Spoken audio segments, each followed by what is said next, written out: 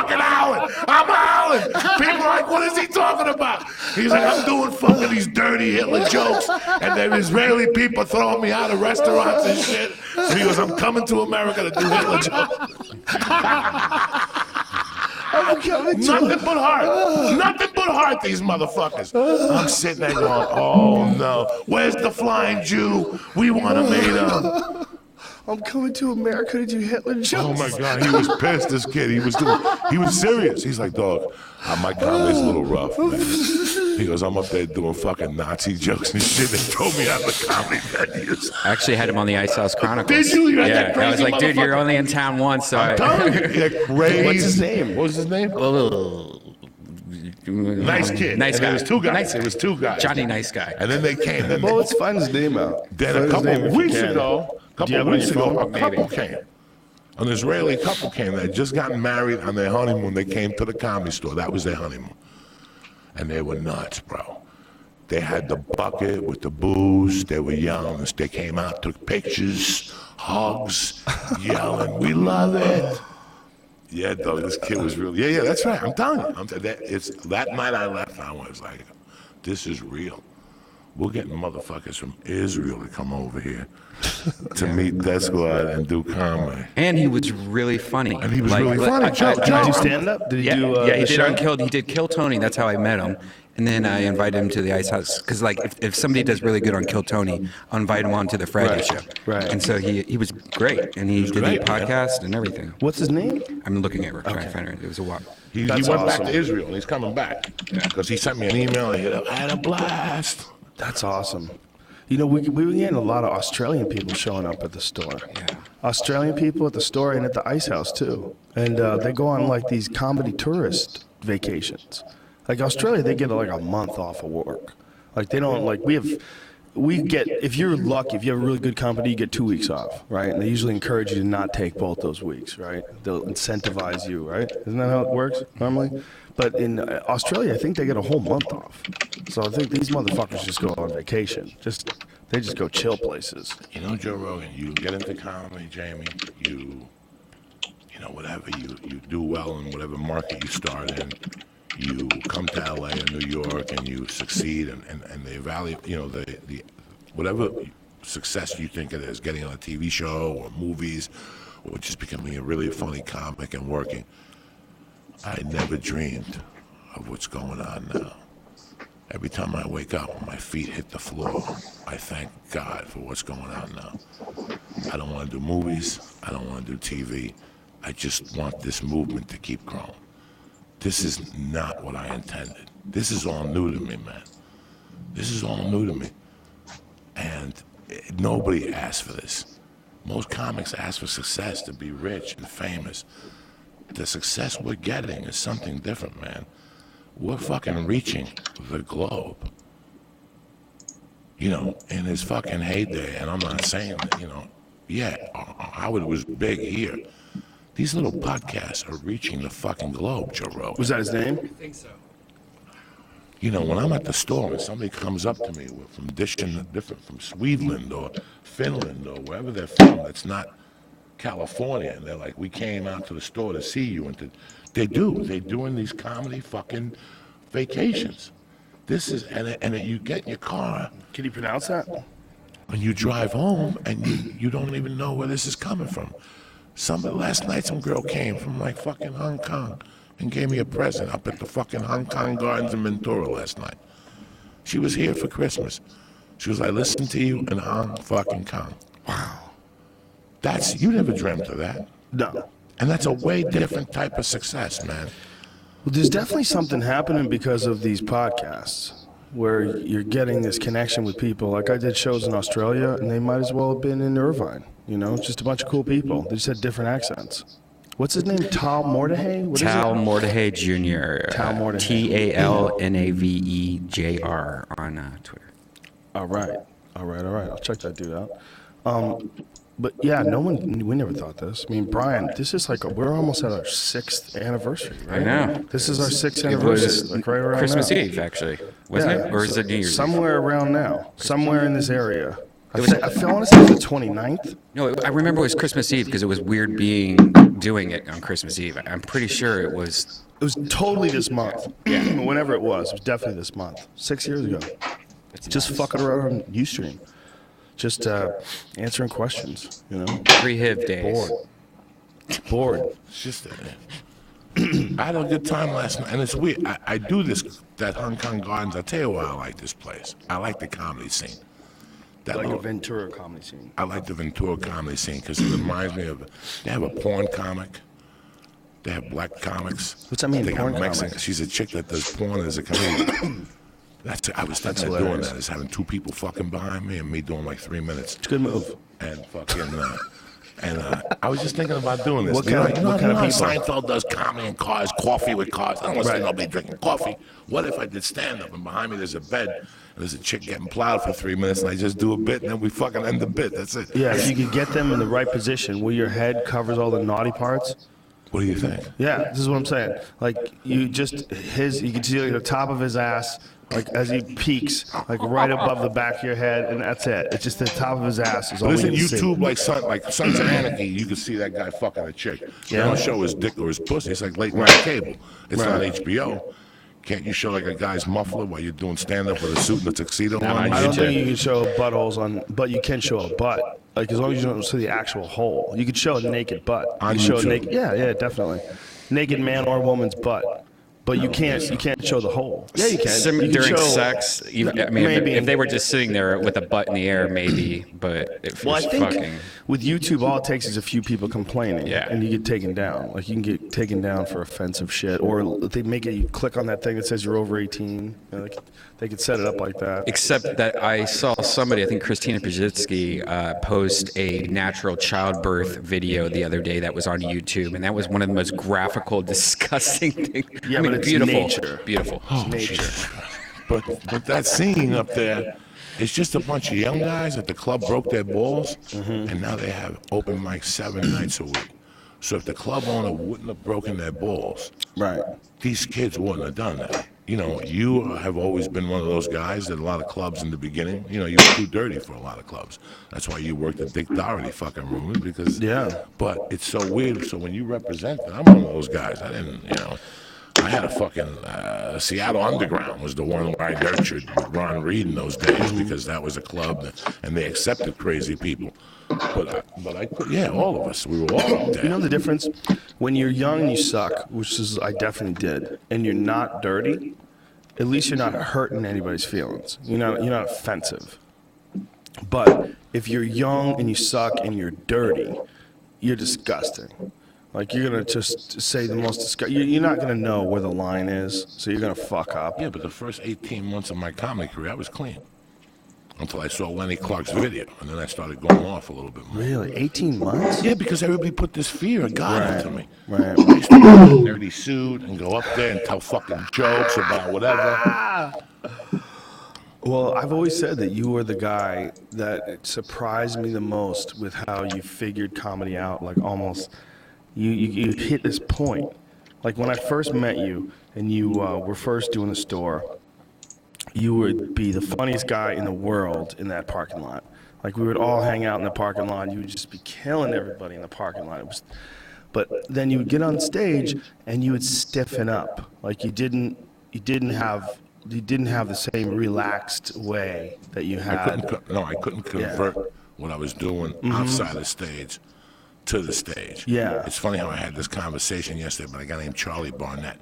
Yeah. That when I watched Charlie Barnett, I really, really got it, because he was the first guy. You know how people say, well, he's a one-trick pony. Okay, but at least he brings himself to. Charlie Barnett was a stand-up comic at Washington Square Park with Dave Chappelle as his fucking apprentice. Right. As his fucking apprentice. Yeah. And then he did DC Cab, and then he did a couple serious seasons of Miami Vice till he beat up Don Johnson, because he was just crazy, the Nook Man, whatever his name was. But he transformed who he was on the stage and in person to the screen, which is, I always looked at, that's really fucking hard.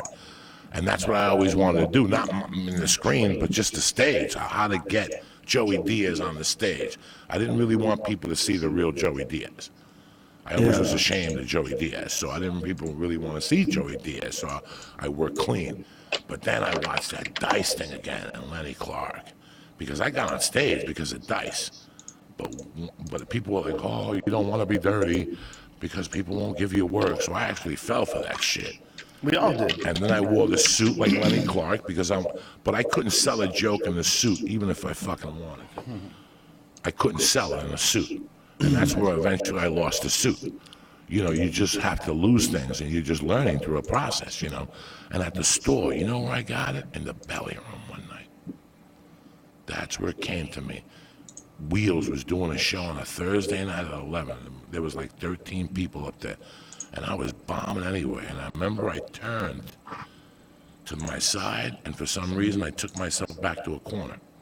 I watched that movie with Al Pacino and about football. And he has a great speech for Jamie Foxx one time. He brings him to the side and he goes, listen, man, we got 2 minutes on the clock. We're going back to when... He's an interesting guy, isn't he? Because he doesn't really put material out anymore. He's just killing it, writing new shit, killing it everywhere, but he's not like doing specials. I wonder if he's like thinking about doing a special. Oh, I'm sure they've made him 10 offers to do Yeah, but a I mean, I special. wonder if he even wants to, because he's so different than anybody. Like, you can't predict that guy. Like, what he's done so far is so unusual. Like, they offer him this big money to do this thing, and he's like, you know what, fuck this, I'm going to Africa. Like, he goes to Africa, you know, and then he starts doing shows in parks. Like, Dave will have, like, people, maybe you never heard these stories, but he would show up with, like, a PA system, like a little portable PA system in a park in Seattle. And he would put this little PA system down and just start doing stand-up in the park. Can Jeremy find something for me on YouTube?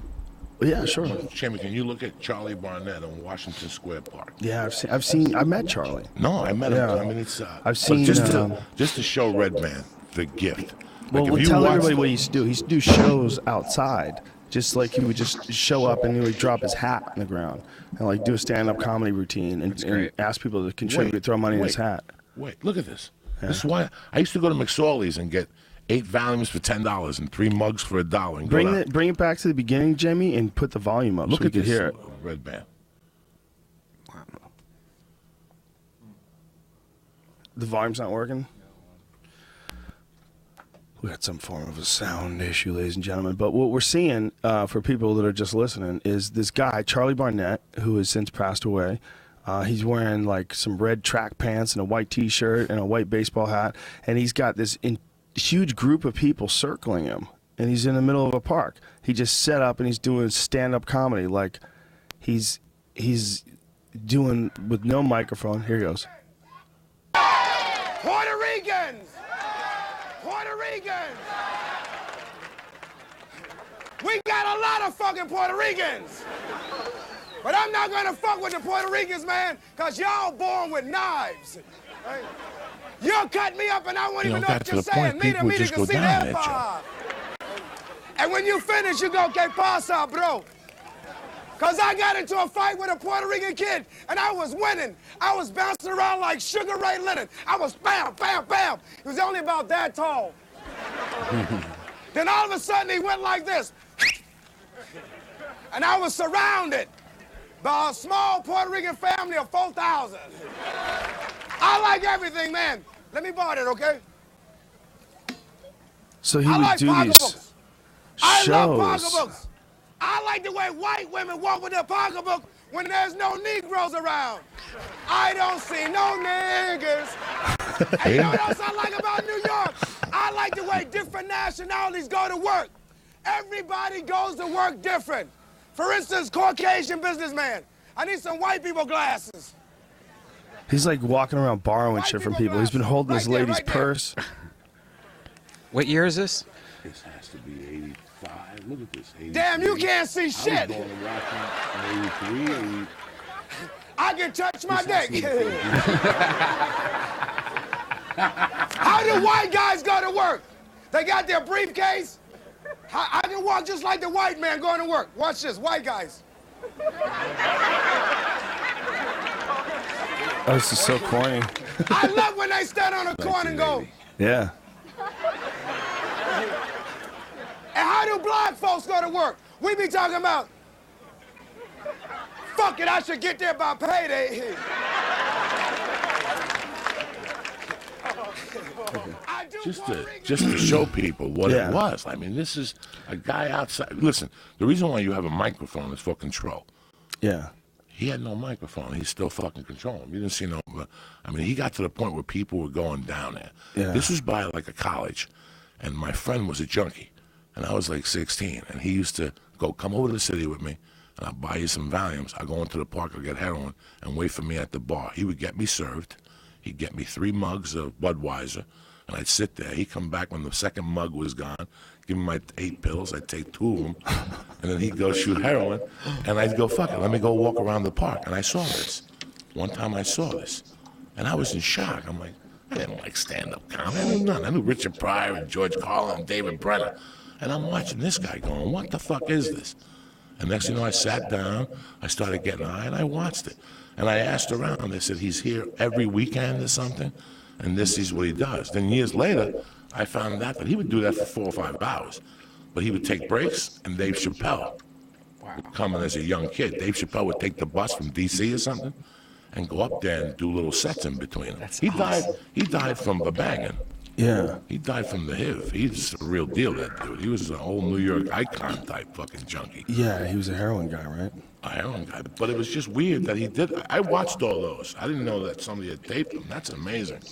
I did a show with Chappelle in Montreal at the Comedy Festival in the 90s. Forget what year it was. But after the show was over, we did it at Club Soda. We go downstairs, and Dave just puts on a show, like on the street in Montreal. People just walking by. And it's like, gather round, gather round. And he just starts doing stand-up. He did stand-up for like 20 people on the street. You know, like he incorporated like this, there was a telephone pole. He incorporated the pole into his routine. He had a hat.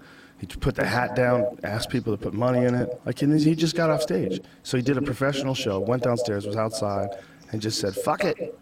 I'm going to do my own impromptu show out here on the street. It was fascinating. I mean, who other than Charlie and him have you ever even heard of doing that? I mean, sure, some people have done it, but those are the only 2 guys I've ever heard. What was the black guy that did Venice Beach all the time? Michael Collier? Yes, Yeah. been a bunch of movies and Yeah, stuff. yeah, He did yeah. that stuff. That's true, right? He did a bunch of different Did stuff. you ever have to do a show out? Oh, yeah, he did the Milwaukee one for a bunch of kids and shit out in the tent. But did you ever do a little something? Summerfest. Like I had to do comedy on a bus one time for people. For people going to like a Disney event. They called me up when I was in New York, $75 like for an hour. Oh, man. You get on the bus and go from Secaucus to New York, and 3 comics got to get up and do comedy. What a fucking bombing that was. That was a bombing experience, bro. Jesus Christ. Those gigs. I did a spot at the New York Comedy Club one time, and after I get off, I probably got 8 minutes, dog. And 6 of it is just god-awful. And I get off the stage, and some guy's like, hey, man, do you want to do my wife's birthday party? I'm like, sure. And he's like, what do you want? I'm like, I don't know. What do you usually? He goes, I give you like $1,500. I said, done. He gives me the address in Alpine, New Jersey, off 9W. You make the right by Englewood Cliffs. I fucking take a cab up there. I'm about to score $1,500. Me, and you know me, at that time I'm still looking for purses. I was still a little fucking klepto. So like, you ready to go? Yeah, where's the microphone? They're like, there's no microphone. You gotta go over by the pool. On the other side of the pool, there's rocks, and stand on top of the rocks. Stand up comedy. Dog, they were 80 yards away from me. I'm up there telling Godzilla jokes.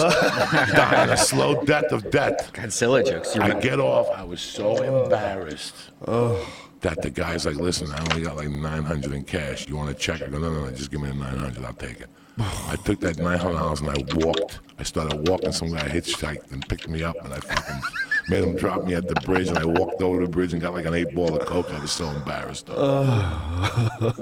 Did you really have Godzilla jokes? Oh, yeah, I used to have a What? Godzilla. Do you remember what it? Yeah, that Godzilla would never attack New York City. Okay? Because can you imagine Godzilla coming out of the Hudson and going, rah, awesome, all the pollution and shit. He'd go like this and go back in the water. Horrible. That was my big joke. That was my big joke. That was it. That was it. I thought that was, and you know, at that time, the Puerto Rican, something happened with the Puerto Rican Navy. They bumped into a barge, like some Puerto Rican cruise boat bumped into a barge on the New York side, and they broke the barge, so everybody on the boat had to jump. At the time, everybody had to jump into the fucking water, and that was the joke. I said, you know, last Tuesday in New York, a bus full of a cruise boat of Puerto Ricans hit the thing. 40 Puerto Ricans in the Hudson. That's nothing new. That was my other big closer. That was it. That's nothing new. It's environmental and racist. That's it. Somebody told me they're cleaning up the Hudson. Is that true? Listen, they couldn't clean up the Hudson Imagine if they wanted easier to. than that. You know how many fucking sperm loads I shot in there off the Binghamton boat when I was a kid? I used to go to the Binghamton boat for dinner, and they had a movie theater in Edgewater, New Jersey. Edgewater is Copland, where they shot Copland. Right. That's what Edgewater was supposed to be. And my friend had a restaurant, H&B Diner. I used to go down there. Exactly where they shot that bar, I used to go in there and buy little bottles of blackberry brandy for us when we were kids. And they redid all that shit down there. Have you seen that in New York? No. That is beautiful fucking now. That's where I stay now. I stay in Edgewater. Really? I take the ferry over. How long does that take? The ferry? Yeah. 10 minutes. I take the ferry over. I jump in my fucking cab. I go to 20th Street. I do Gotham. I do the Stand. I take a cab back to the ferry. How hard would it be to live in New York and take a boat across from New Jersey? Every day, people do it every day. How many people As a matter have of their fact, own I gave the card to a lot of people, but I gave the card to Ari. I would think that would be like a smart move. Yeah. You get Just a place get in New your own Jersey, boat? and you get a boat. Yeah, you could go And across drive the river. across to the Hudson, dock Yeah. it, and then go do your thing. Yeah, Is that what Louis does? Isn't he a big boat guy? He has his own boat. he definitely has a boat. I don't know if that's what he does, or if I think he lives in Manhattan though. But I mean, I feel like it wouldn't be that hard to get across that water. Like it's just water. Just get across. It's way better than those stupid bridges. Like if you could figure out a way to to live like that, just take Ubers on one side, park your car on the other. Like that's the way to go, I right? love New York, but they're taking that city down eventually. You don't need to be a genius or a scholar or Nostradamus. Stupid Joey Diaz. When you pull up the Lincoln Tunnel now, dog, there's guys in full fucking gear with Nazi helmets, fucking machine guns under their arms and dogs. And they go up to every fucking car, dog, and there's fucking 50 of them. The bridges, you see them everywhere. When I went to take my wife to the tree at the Saks Fifth Avenue, you could see the motherfucking snipers up on the fucking roofs, dog. They ain't fucking around. And when you're walking around New York, you're like, I could see this. They're really going after the bridge, like my friends work. Oh, Gino! They work at Hoboken and all those guys. And when I did the whatever factory now, I guess all these cops have to do details because they want to take that bridge out, dog. And they want to take that fucking bridge out and that tunnel. That's going to be a nightmare. When I was walking around New York, I got to tell you, I could see it. I could see how it could go down, man. It's a big city with a lot of fucking people, Joe Rogan. It's tough to control all those people in that area, you know. It's so much different than any other city too. My God, man. When you get there, the magnitude of it all just kind of like sets in. You're like, no wonder why people can't leave this place. If you get used to this, there's no place like that place. It's so bizarre. It's 7 million plus people smushed into the smallest little area. It's not that big. If you look at all the buildings that are tucked in, I remember I had a hotel room once, and it was on a corner. And it was like sometimes it's cool to be on the outside. Like I had a friend who lived in Brooklyn. He had a cool view from the river. Like you look from his apartment, you see the whole city skyscraper, the whole skyline. It was pretty beautiful. But there's something cool about being in the middle of it all. And this hotel I stayed at was on a corner, and I'd like look out the window on both sides and just fucking, it's like a science fiction movie. Just giant constructed buildings to the left and to the right, and you're in the middle of all of it. Hundreds and hundreds of windows, everyone looking out at each other. Everyone's in there watching their little TV shows, doing their little thing. But you're in the middle of all of it, like this crazy sci-fi beehive type thing. You know, and where we live, you know, we drive to each other's houses. There's like a yard. There's a space. You're pulling your driveway. Hey, come on in. You know, park in the driveway. It's like normal stuff. You know, like you get out of the house. Hey, this is your house. Right over there, that's his house. And no, it's fucking stacked. Everybody's stacked on top of stacked on top of stacked, smashed together, stacked. Everybody jammed into these boxes. Cars, little fucking yellow cars, and Ubers everywhere on the ground. No one gets anywhere when gridlock hits. Crosstown traffic, the reason why Hendrix wrote that fucking song, and that was in the 70s, okay? In the 60s, I guess he wrote it, right? That when you're in the Manhattan gridlock crosstown traffic, you're like, this is insane. Like, why the fuck would anybody live here? You can't go anywhere. It's just jam, jam, jam, jam. The whole thing, jam, jam, jam, jam. No one's moving anywhere. And there's so many fucking people. And everywhere you look, there's delis and restaurants and storage units and parking lots and fucking this business and that business and this door and that door. It's all just a vortex of energy. Just And what they want for that fucking shit. incredible. We were in Edgewater just driving around and we saw this thing. The next day I go, ask around, Terry. Go on the computer. Like 2 days later, she's like, oh my God. Just to move in there, they want $500,000. And then whatever your mortgage is, it's $1,700 flat just for maintenance fees. Yeah, a lot of that. A lot of maintenance fees. Maintenance fees a month, $1,700, and that's if you don't use the gym or the pool or the garage. If you use all that stuff, there's another $890 fucking fee. This fee, you got to buy the water from them. She goes, it was fucking crazy. And at the end of the day, you got a motherfucking apartment. That's all you got. You can call it condo, whatever the fuck you want to call it.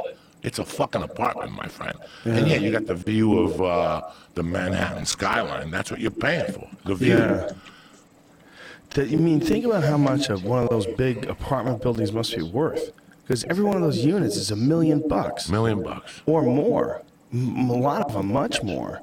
I saw some that were like $5 million. That were like, you gotta be kidding. This is a normal apartment in Silver Lake. And it was like $5 million. Like, this is crazy. I couldn't live like that. Could you?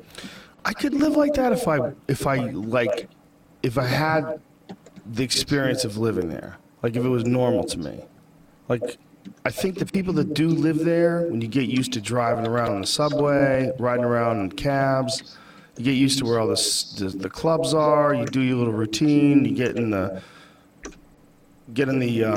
airport to take off to cities and you work the road, you get used to it. You get used to like Attell does it.